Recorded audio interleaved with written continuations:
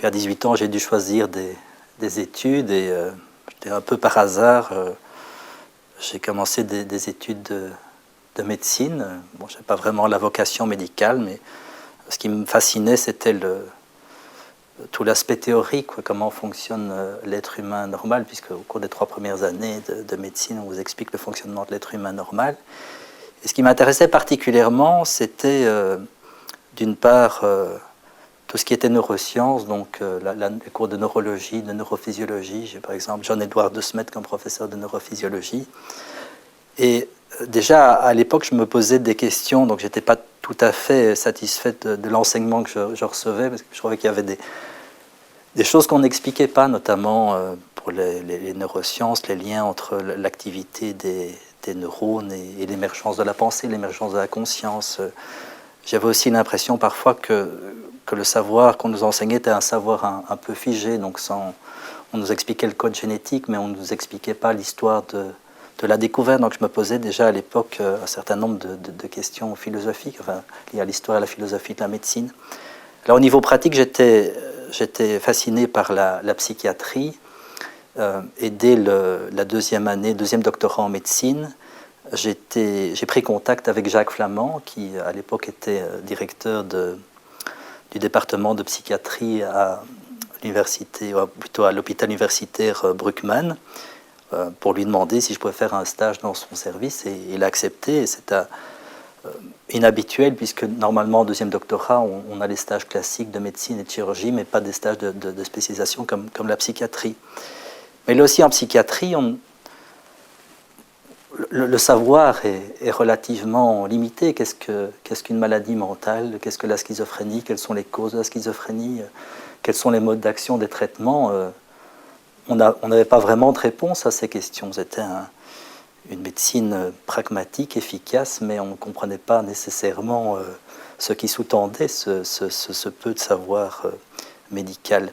Et donc, très tôt, j'ai éprouvé le désir de suivre des cours de philosophie. Donc, j'ai toujours eu des lectures très éclectiques et je m'intéressais à la philosophie. Et j'ai été suivre quelques cours isolés en philo quand j'étais en 3e année médecine. Donc, j'avais suivi des cours de Jacques Socher sur Nietzsche, de Guy Archer, sur la philosophie du droit, enfin, des cours sur les grands philosophes, sur Kant. Et bon, j'ai pas suivi d'études vraiment en 3e, j'avais pas le temps, j'avais bien passé les examens en médecine, mais bon, j'avais un intérêt. Et à l'époque aussi, j'ai découvert l'œuvre de Henri Laborie, qui est un médecin, mais qui écrit aussi de nombreux livres de vulgarisation, comme La Nouvelle Grille, et qui a sorti un film avec Alain Resnais, Mon oncle d'Amérique.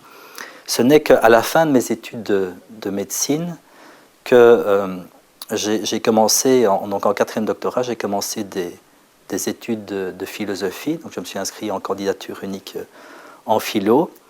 Et donc j'ai terminé cette candidature unique en même temps que mes études de philo. Et moi, ce qui m'intéresse, je voulais devenir psychiatre en fait, hein, mais je me sentais un peu jeune à 24 ans. Bon, je venais à peine de quitter la maison parentale, et donc j'aurais dû aider des personnes à résoudre des problèmes, des personnes qui avaient une beaucoup plus grande expérience de la vie que moi. Donc je me sentais un peu jeune et j'avais besoin d'une autre expérience avant de commencer cette formation en psychiatrie. D'ailleurs, on m'attendait, j'étais accepté en psychiatrie. Et je me suis dit, bon, je vais faire 2 années de philo, terminer mes études de philo, ce que j'ai fait. Et puis le destin en a voulu autrement, c'est-à-dire qu'on m'a engagé au FNRS, donc on m'a proposé un mandat du FNRS, et là j'ai entamé mes recherches, en fait, d'abord sur la philosophie des neurosciences. Ma formation, c'est une formation à la fois de médecin et de philosophe, et donc, tout naturellement, mes domaines d'activité de recherche sont des domaines liés à l'histoire et à la philosophie de la médecine, puisque d'une certaine façon, je cherchais des réponses à des questions que je m'étais posées en étant encore étudiant en médecine, notamment par rapport aux neurosciences et à la psychiatrie.